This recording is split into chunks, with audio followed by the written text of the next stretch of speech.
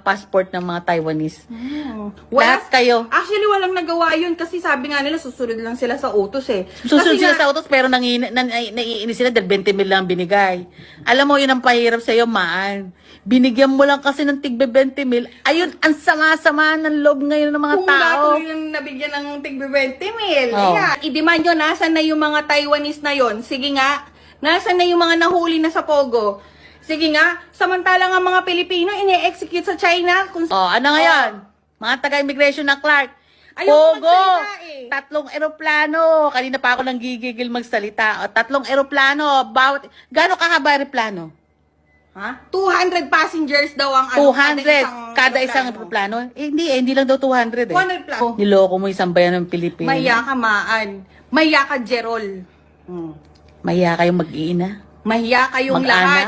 Kayong mag-ama. Kala nyo? Mayabang pa yung kapatid nagpakita pa na kasama yung kapatid ni Alice Go, kumakain dun sa resort ni Romy, yung vlogger na si Romy. Tingnan mo, ginago mga madam si tatay. Oo! Talagang tinago Di ba pinipilit nila si Tatay Digong ang kadikit ni Alice Guo? Pipilit Anong sabi nila. ni Alice Guo? Walang kinalaman si Tatay Digong dito. Oo, sinasabi pa I nilang have the video. Magkasama si Maynard at ang kapatid ni Alice Guo. Oo, magkasama si Maynard, kapatid ni Maan. Magkasama kumakain sa resort. Lahat ng nasa Pogo, ang nagpatakas nasa Clark.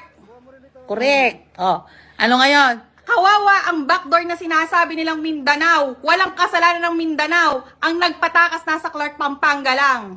Tandaan Jurel! nyo, pag ako namatay, may pumatay sa akin, si Maan ang hanapin nyo, si Jorel ang hanapin nyo, si Ian ang hanapin nyo, si Bianca ang hanapin nyo.